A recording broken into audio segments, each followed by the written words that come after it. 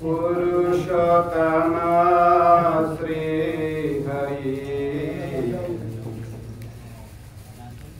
नारायण परब्रह्म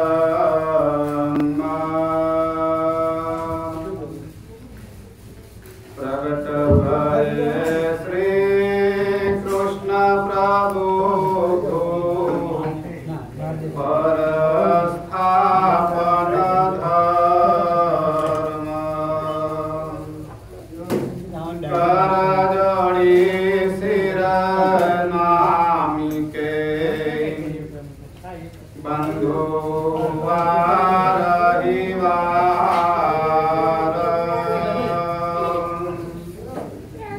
अनेक विघ्न निवारण हरिधन कुमार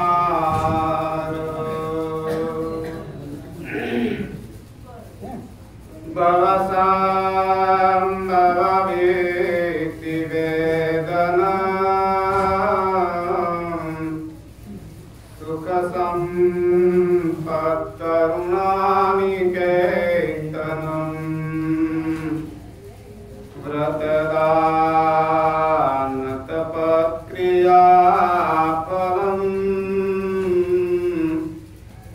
सहजानन्द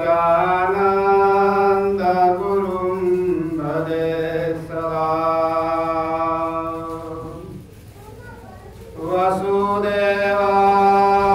वसुदेवासुतं देवं कंसचाणूरमर्दनम् देवकी परमानन्दम् कृष्णं वन्दे जगद्गुरुम्।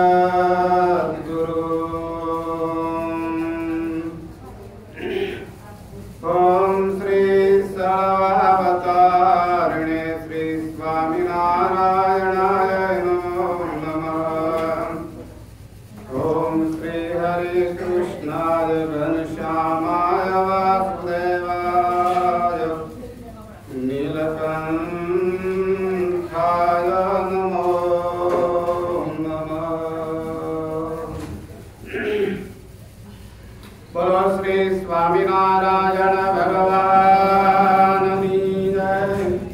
श्री घनश्याम महाराज की जय। श्री लक्ष्मी नारायण देव की जय। श्री राधा कृष्ण देव की जय। श्री नर नारायण देव की जय। श्री गोपीनाथ जी महाराज की जय। श्री विघ्न विनायक देव की जय। श्री कष्टभंजन देव की जय।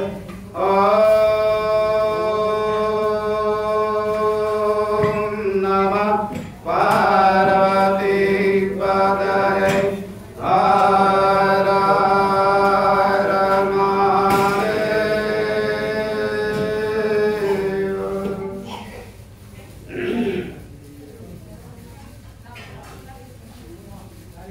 જે મનુષ્ય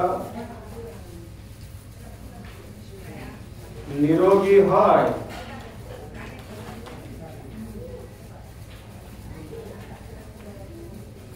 એ સારી રીતે ખાઈ શકે, નિરોગી ખાઈ શકે અને રોગી હોય એનો આહાર અલ્પ થઈ જાય। તેમ ઉત્તમ જે પવિત્ર ભગવાનના ભક્તો છે તેને પરમાત્માની અખંડ સ્મૃતિ રહે છે। તેને ભગવાનનું ભજન કરવા બહુ જ ગમે છે। ભગવાનના ભક્તો ભગવાનના સ્વરૂપને નખથી શિખા પર્યંત એટલે પગના ચરણના જે નખ છે તેથી લઈ અને માથાના જે વાળ ચોટલી ત્યાં સુધીનું તે ધ્યાન કરે છે. એમ નખા શેખા મૂર્તિનાથની સમરતા સુખ થાય. અહો નિશૌરમાં ધારતા કરવું રહે ન કાય. ચરિત્ર સરવે ચિત્તવી મૂરતે ધારે મન. કાળ માયા કર્મનું વ્યાપે નહીં વિઘ્ન.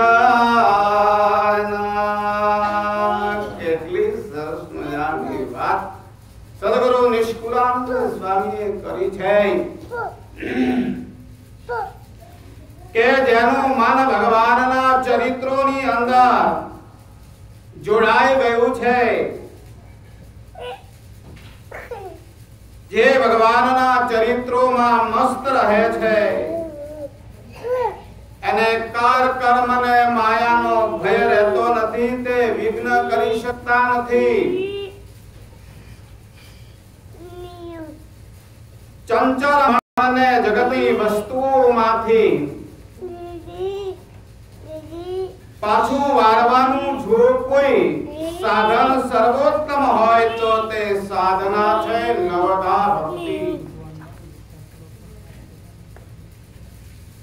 માટે ભગવાનના ભક્તે ભક્તિ કર્યા વગર નવરું રહેવું નહીં. હર હંમેશ સુખકારી ભગવાનના સ્વરૂપને યાદ કર્યા કરવું. મહાસમર્થ છો મહારાજ જીવન જાણું છું, વડે આપે રાજધિરાજ જીવન જાણું છું. પુરુષોત્તમ પૂર્ણ બ્રહ્મ જીવન જાણું છું, તમને નેતિ કહે નિગમ જીવન જાણું છું. વાસુદેવ દયાળુ સ્વભાવ જીવન જાણું છું, મહાપુરુષ મહાનુભાવ જીવન જાણું છું. જે મનુષ્ય સારા જીવનની અંદર પાપ જ કર્યા હોય, કોઈ સારું સત્કર્મ હોય તો તે સદગુરુ છે.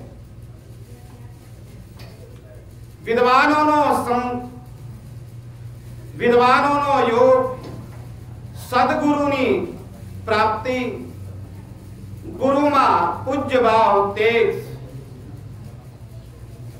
અમૃત પિયુષ તુલ્ય છે. પીવા જેવું પિયુષ જો કોઈ હોય તો સદગુરુના યોગે કરીને પરમાત્માનો જે મહિમા ગવાય અને મહિમાને જે કોઈ પોતાના અંતરમાં ધારણ કરે છે તેને અમૃત કીધું કહેવાય છે. મંત્રે તીર્થે દ્વિજે દેવે દેવકને વેશતે ગુરુ યાદૃશી ભાવનાયશ્ય સિદ્ધિર ભવતી તાદૃશી. સર્વોત્તમ પોતાના ઈષ્ટદેવનો મંત્ર ગમે એટલી સાધના કરીએ, ગમે એટલા તીર્થો કરીએ, ગમે એટલા પુણ્યો કરીએ, પણ પોતાના ઈષ્ટદેવ ભગવાન સ્વામિનારાયણના નામના મંત્રનો જપ જે કરતો નથી તેમાં સર્વોત્તમ તત્વ જાણતો નથી. એ મંત્રમાં જ સર્વ નિયામકપણું જાણતો નથી. તો કોઈ અર્થ નથી. માટે કહે છે કે એક મંત્ર પવિત્ર નદીનું જળ બ્રાહ્મણ પોતાના ઈષ્ટદેવ ઔષધ અને જેણે આપણને ભગવાન બતાવ્યા છે, ભગવાનના રસ્તે આપણને લઈ ગયા છે તે ગુરુ,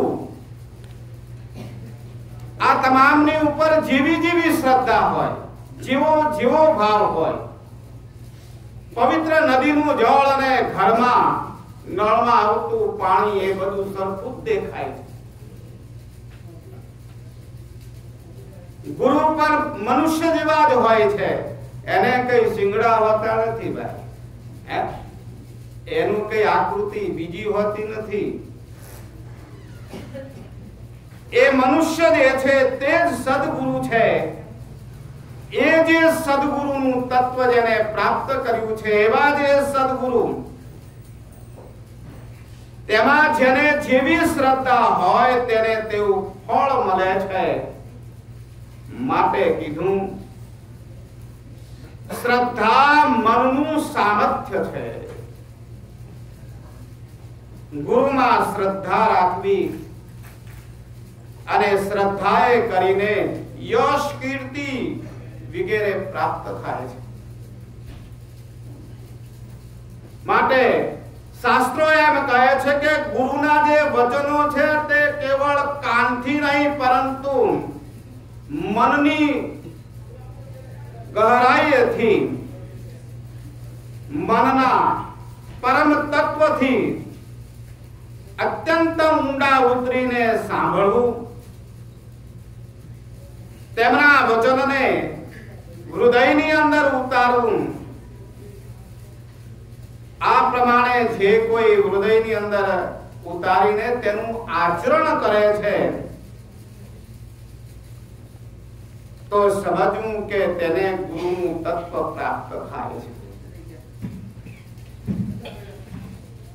5 पहर धंधा किया, 3 पहर 100, एक घड़ी गुरु सत्संग ना किया तो मुक्ति कहां से होय. જીવનની અંદર રાત દિવસે કામ ધંધો કરીએ છે, રાત્રે સપનામાં પણ તમને તમારો ધંધો યાદ આવે. કાલે ઓફિસમાં ફલાણો માણસ આવશે, તેને આ પ્રમાણે આવી રીતે લાઈન બધી બતાવવાની છે, આ કાર્ય અધૂરું છે, છોકરાઓનું કામ બાકી છે, આટલો હિસાબ બાકી છે. આ બધું સારા જીવનની અંદર થાય છે, સારી લાઈફમાં 24 કલાકમાં થાય છે, પણ એમાંથી એક ઘડી પણ સત્સંગ અને ગુરુના વચનને જે સાંભળે છે તેનો બેડો પાર થઈ જાય. રાજા રાષ્ટ્ર કૃતમ પાપમ રાજ્ઞમ પાપ પુરોહિત ભરતા ચ શ્રી કૃતમ પાપમ શિષ્ય પાપમ ગુરુસ્તથા. માટે ગુરુ એટલા બધા સમર્થ છે કે જેમ પ્રજા દ્વારા કોઈ પાપ થયેલું હોય ને તો તે પાપનો ભોગી રાજા થાય છે. હવે રાજા દ્વારા પાપ થયેલું હોય તો એનો બોજ કોને? તો એના ગુરુ જે પુરોહિત તેની ઉપર આવે છે, અને પત્નીએ જે કઈ પાપ કર્યું હોય તે તેના પતિ ઉપર આવે છે. માટે શાસ્ત્રકારો પત્નીને ધર્મ પત્ની કહે છે, એને સૌભાગ્યવતી કહેવામાં આવે છે.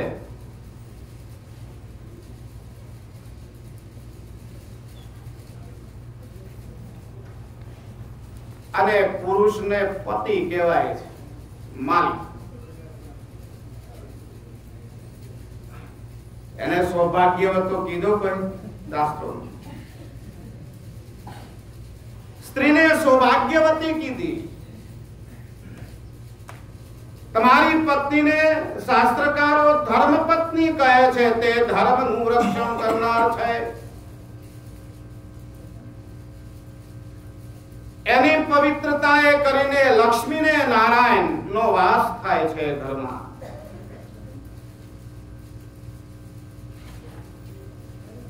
તે પ્રમાણે જે શિષ્યો છે, એ શિષ્યોને ગુરુએ સદુપદેશ આપ્યો હોય, એની પર વિશ્વાસ હોય, તેને વર્તમાન આપ્યા હોય, દારૂ માટી ચોરી હવેરી વટરવું ને વટલાવવો નહીં, આવા પાંચ વર્તમાનો ધારણ કર્યા હોય, ગુરુને એમ હોય કે બસ આ શિષ્ય પાત્ર છે. પણ ગુરુ સંત સાધુની આગળ, વડીલોની આગળ પવિત્રતાનો ડોળ બતાવે, ધર્મનો ડોળ બતાવે અને ધર્મનું આચરણ ન કરે તો એ જે શિષ્ય છે તે નરકગામી બને છે. પરંતુ એનું જે પાપ છે તે ગુરુને પણ પ્રભાવિત કરે છે.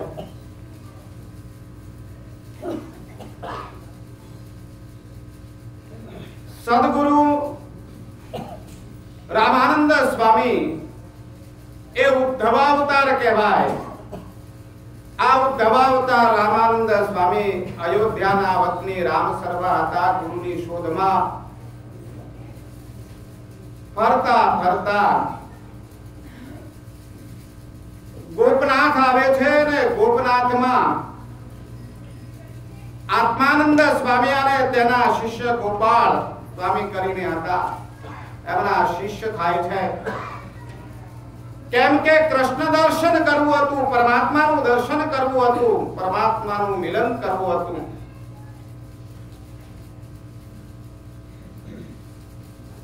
પણ ગુરુને એમ થયું કે આ જે શિષ્ય છે એ પ્રભાવશાળી છે, મારી ગાદીને સારી રીતે શોભાવશે. અરે 6 મહિના તો તારે ધ્યાન ધારણા સમાધિ યોગ કરવા પડે, બધું જ કરવા તૈયાર છું. પરમાત્માના જો દર્શન થતા હોય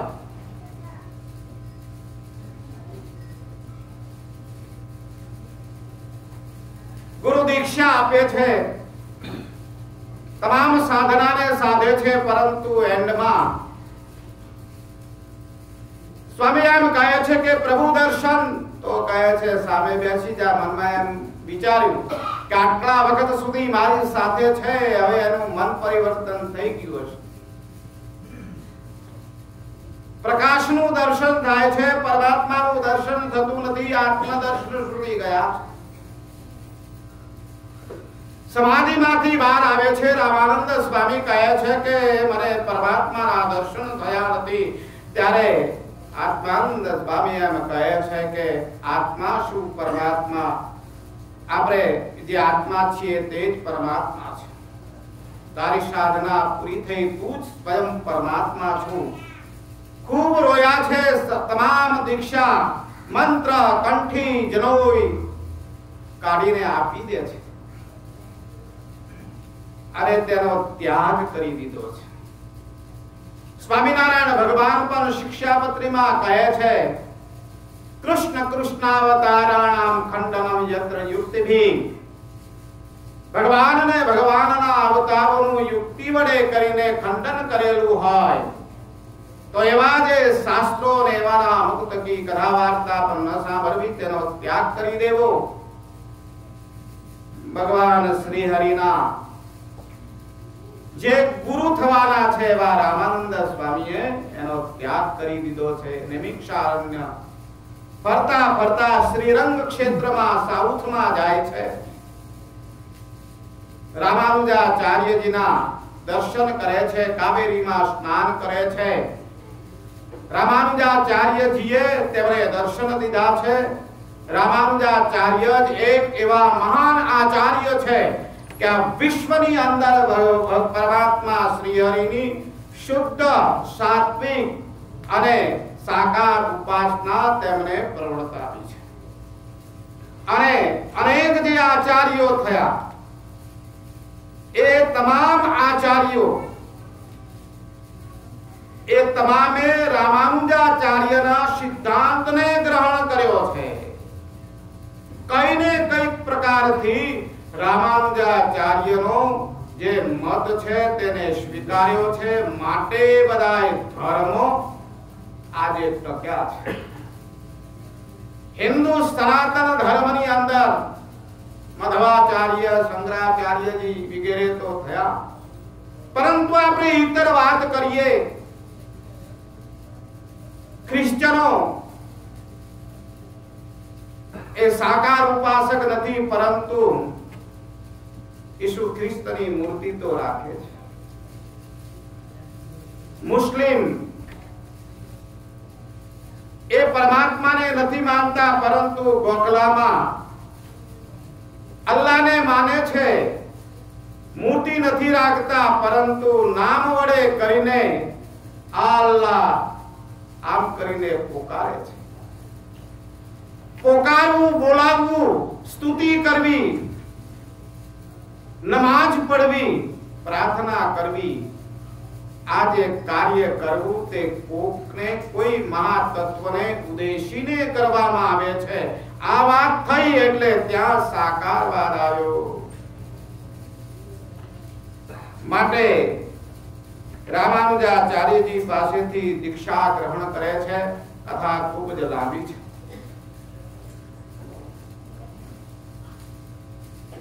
રામાનંદ સ્વામીને સૌપ્રથમ શિષ્યો પ્રાપ્ત થયા હોય તો ધર્મદેવને ભક્તિ માતા તેમને સૌપ્રથમ તેમને દીક્ષા આપી છે. સ્વામી ફરતા ફરતા સૌરાષ્ટ્રમાં આવે છે. મુક્તાનંદ સ્વામી વગેરે સંતો પ્રાપ્ત થયા છે. ભગવાન શ્રી હરિ પ્રગટ થયા છે.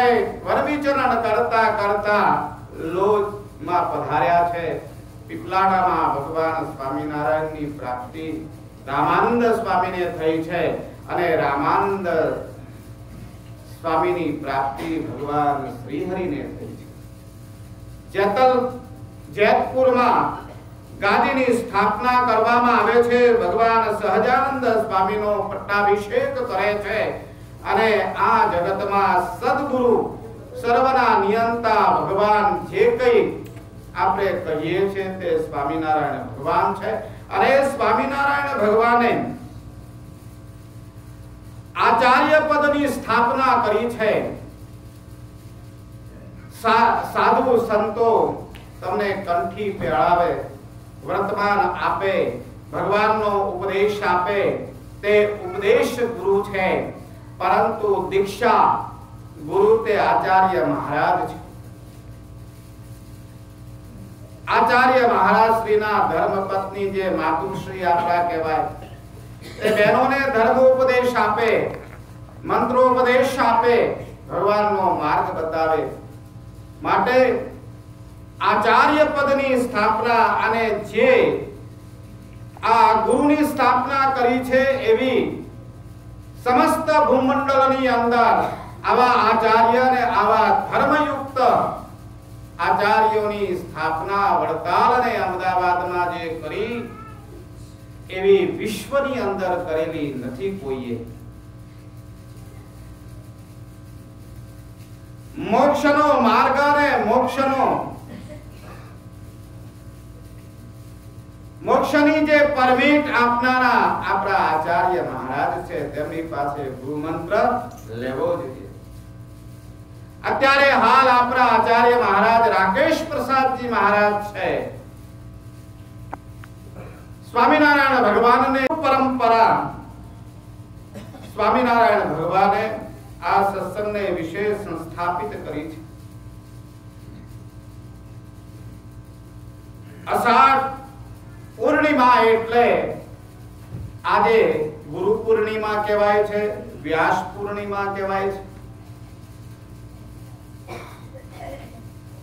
માટે અત્યારે શ્વેત વરાહ કલ્પ જ્યારે પૂજા કરવામાં આવે છે ને ત્યારે આ શબ્દ બોલાવવામાં આવે છે. વિશ્વત્વન મન્વંતર કહેવામાં આવે છે। 28 દ્વાપર થયા તે જ પ્રમાણે 28 વેદવ્યાસજી થયા છે, જેમાં બ્રહ્મા, વશિષ્ઠ, વાલ્મીકી, પરાશર આ તમામ ની સાથે વ્યાસજી અંતમાં છે। ભગવાન વેદવ્યાસજીને કૃષ્ણ દ્વૈપાયન કહેવામાં આવે છે। વિદ્વાનો જે લખે છે અત્યારે હાલ અનંત ધર્મો છે, શુદ્ધાદ્વૈત કહીએ કે અદ્વૈત કહીએ, વિશિષ્ટાદ્વૈત વગેરે તમામ જે કઈ મતો આ સૃષ્ટિમાં અત્યારે ચાલી રહ્યા છે, તમામ ભાગવત, રામાયણ, ગીતા, તમામ જે કઈ શાસ્ત્રો,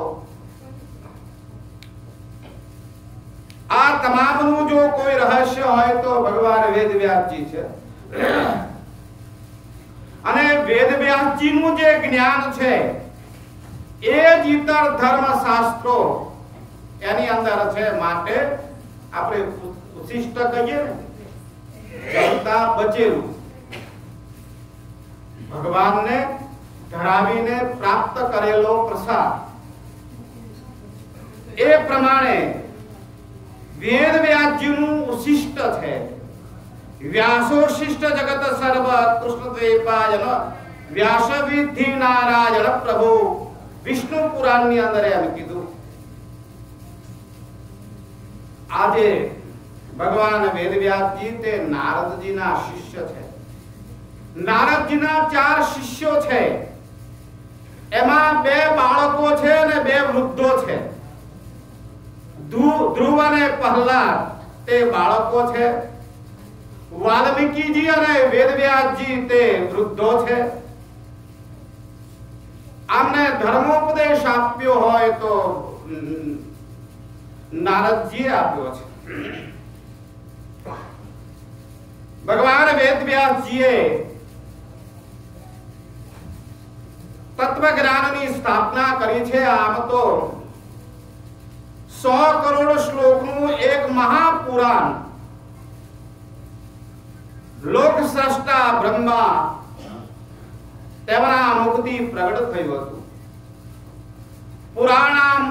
પુરાણાનામ સર્વશાસ્ત્રાણામ પ્રથમ બ્રહ્મણા સ્મૃત નિત્યમ શબ્દમજ પુણ્ય સતકોટિ પ્રવસ્થિતમ। મત્સ્ય પુરાણની અંદર આમ કીધું। અતિ વિશાળ આજે ગ્રંથ છે, મહાપુરાણ તે ભણી શકાય નહીં, અને અત્યારે તે બ્રહ્મલોકમાં છે। કાલે નાગ્રહણ દ્રષ્ટવા પુરાણસ્ય તતુરૂપમ ચતુર્લક્ષ પ્રમાણેન દ્વાપરે સદા વ્યાસરૂપમહં કૃત્વાં સરાય યુગે યુગે। યુગ યુગને વિશે ભગવાન વેદવ્યાસજીએ જે આપેલું પરમ તત્વ છે તે રહેનાર છે। પૂર્વ સિદ્ધિમવેવ પુરાણમ સુખ ગ્રહણાય સકલયામાથ્યમ। આજે કરોડ શ્લોકનું જે મહાપુરાણ છે તે બ્રહ્મલોકમાં સ્થિત છે, પરંતુ તેના તત્વ રૂપે ભગવાન વેદવ્યાસજીએ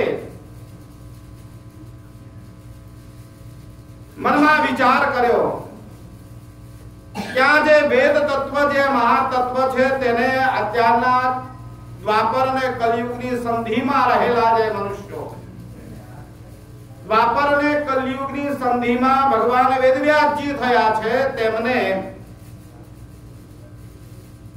આપણે બધા જે પ્રાણીઓ તેનું જે તેજ, બુદ્ધિ, બળ આ તમામ અલ્પ હોવાને કારણે એના વિભાજન કર્યા છે। હિતાય સર્વભૂતાનાં વેદ વેદાન કરોતિ સા, વિષ્ણુ પુરાણની અંદર આમ કીધું।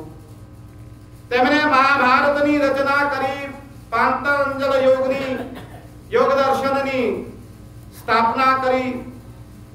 ભગવાન વેદવ્યાસજીએ વ્યાસ ભાષ્ય લખ્યું છે, ભાગવત પુરાણ લખ્યું છે, 18 પુરાણો લખ્યા છે, ગીતાજી પણ મહાભારતનો એક ભાગ છે. માટે પરમ તત્વ રૂપી એક વેદવ્યાસ છે. ઉપનિષદોનું ગાંભીર્ય જે તત્વ છે, બ્રહ્મસૂત્ર, આ તમામ સુદૃઢ નૌકા રૂપી ભગવાન બાદરાયણ તેમને એની રચના કરી. ભગવાન બાદરાયણ કૃષ્ણ દ્વૈપાયન એ વેદવ્યાસજી ભગવાનને કહેવામાં આવે છે. આ ભગવાન વેદવ્યાસજી એમના જે માતા પિતા એમની પૂર્વ જન્મની સ્થિતિ એવી છે કે ચેતી દેશની અંદર એક ઉપરીચર વસુ નામનો રાજા હતો. તેમની પત્ની ગિરિકા હતી. આ ખૂબ જ સુંદર અને મહાતત્વ ધર્મ તત્વને જાણનારી. રાજા ઇન્દ્ર ઉપર તપ કર્યું છે, તેમને એક વિમાન આપ્યું છે. પત્નીએ સહિત આમ તેમ અનંત જગ્યાએ રાજા ફરતો હતો. એક વખત વસંતનો સમય છે. આ રાજા વિચરતો ખૂબ જ ગાઢા વનની અંદર પ્રવેશ કરે છે. એન્ડમાં મનમાં એમ વિચાર કરે છે કે અત્યારે મારી પત્ની છે ને શું કરતી હશે? અરે એ તો દૂર જતી રહી છે. અને વસંત એની જે સૌંદર્યતા એને કારણે આજે રાજા તેનું જે તેજ છે તે ખલિત થાય છે. મનમાં વિચાર કરે છે કે અત્યારનો આ જે સમય છે એ બહુ પવિત્ર છે, પરંતુ આ જે તેજ ખલિત થયું છે તેને વ્યર્થ જવા દેવું નથી. એક પત્રની અંદર કહેતા એક વૃક્ષના પાંદડાની અંદર ગ્રહણ કરીને બાજ પક્ષીને આપે છે. કહે છે કે જા રાણીની પાસે લઈ જા ને તેને અર્પણ કર. બાજ પક્ષી આ જ્યારે પડીકાને લઈને જઈ રહ્યું છે ત્યારે સામે એક બીજું બાજ પક્ષી મનમાં વિચાર કરે છે કે આ કઈક માંસનું ભક્ષણ કરીને લઈને જઈ રહેલ છે. સામે તે છૂટવાને માટે આવે છે તો આના મોઢામાં રહેલું આ જે પડીકું છે તે પડી જાય છે. નીચે યમુનાજી હતા, યમુનાજીમાં તે પડે છે. ત્યાં આગળ મહર્ષિઓના શ્રાપે કરીને અદ્રિકા નામની જે અપ્સરા હતી તે માછલી થઈ હતી, તેને ગ્રહણ કરી લીધું. સમય જતા એના ઉદર થકી 2 બાળકોના જન્મ થાય છે. જે મચ્છ હતો એ એન્ડમાં રાજા થાય છે. અને આ માછલી હતી એક છોકરી સ્વરૂપે હતી. આ ઢીમરોએ રાખી. એ મોટી થાય છે, પરંતુ શરીરમાંથી ખૂબ જ દુર્ગંધ આવે છે.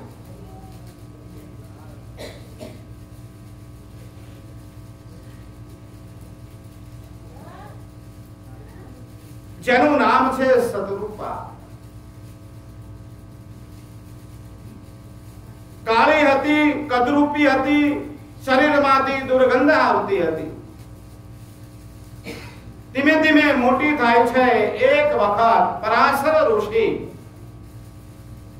યમરાજના કિનારે આવે છે. તેમને સામે પાર જવું છે. ભીમનને કહે છે કે નાવ તૈયાર કર, મારે સામે જવું છે. તે વખતે ભીમન આ કાલિકા જે સદરૂપા તેનો પિતા એ ભોજન કરી રહ્યો હતો કહે છે કે જા દીકરા ઓલા ઋષિ એમને તું સામે પાર લઈ જા આવે છે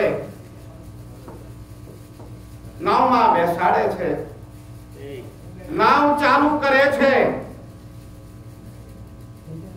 પરાશર ઋષિ મનમાં વિચાર કરે છે કે અત્યારનો જે સમય છે તે યોગ્ય છે એક મહાપુરુષને પ્રગટ કરવાનો તમામ વાત કહે છે અત્યારનો સમય આવી રીતનો છે મારી પત્ની છે નહીં સ્વગૃહે છે જો તું કુંવારી છું તું તેજને ગ્રહણ કરું એક મહાપુરુષની ઉત્પત્તિ થાય ત્યારે આ કાલિકાએ આકાશ તરફ જોયું છે તો કહે છે કે દિવસ સૂર્ય છે માટે દિવસે સારા કાર્યો કમાણીના કાર્યો અને પરમાત્માનું ભજન થાય એટલે મહર્ષિએ પોતાના તપબળે કરીને અંધારું કરે છે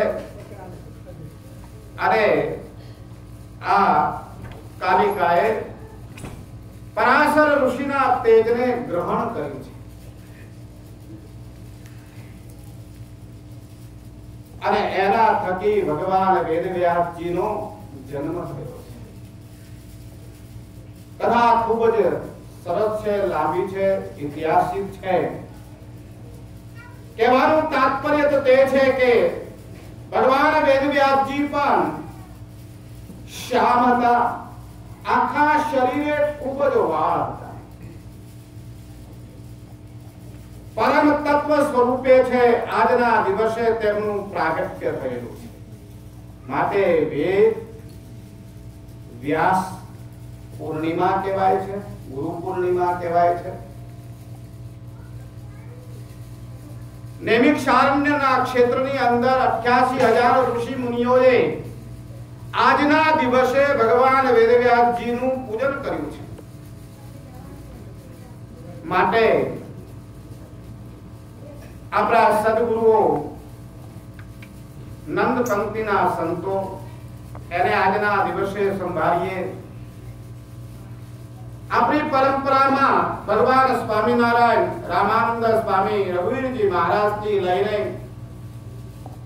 परम पूज्यपाद सनातन धर्म धुरंधर आचार्य महाराज श्री राकेश प्रसाद जी महाराज तेमने याद करिए वेदव्यास जी भगवान ने याद करिए के हमारा सत्कर्म ने विकास थजो हमारी हमारा इष्टदेव भगवान स्वामीनारायण ऊपर रहेली जे भक्ति तेनो विकास थजो अने सतत तमारा तत्व ज्ञान ने अमे संपादन करिए एवी हमारी ऊपर कृपा करजो हे गुरु मूर्ति अमे सतत तमारा चरणारविंद ने विषय नमस्कार करिए छे भगवान श्री हरि एमना 108 नामनी अंदर एक मंत्र जनमंगलनी अंदर छे व्यास सिद्धांत बोधकार 5 वखत बोलो व्यास सिद्धांत बोधकार नमः ओम श्री व्यास सिद्धांत बोधकार नमः ओम श्री व्यास सिद्धांत बोधकार नमः ओम श्री व्यास सिद्धांत बोधकार नमः ओम श्री व्यास सिद्धांत बोधकार नमः भगवान स्वामीनारायण के व्यास भगवान ना छे सिद्धांत ये हमने मान्य छे श्री भाष्य वगैरह हमने मान्य छे भगवान वेदव्यास जीए जे ग्रंथो लख्या ए 8 सत्शास्त्रों ने भगवान स्वामीनारायण शिक्षापत्री में मान्य कर्या छे भागवत विष्णु सहस्त्र वगैरह 8 सत्शास्त्रों ने अरे व्यास जी जेवा मोटा सद्गुरु बीजा कोई नहीं एम भगवान स्वामीनारायण वचनामृतनी अंदर पण बात करी छे एवा भगवान वेदव्यास जी भगवान स्वामीनारायण अने आपरा आचार्य महाराज अने सर्व संतो ने नमस्कार करी अने कथानी पूर्णाहुति सहजानंद स्वामी महाराज की जय। સ્વામિનારાયણ સ્વામિનારાયણ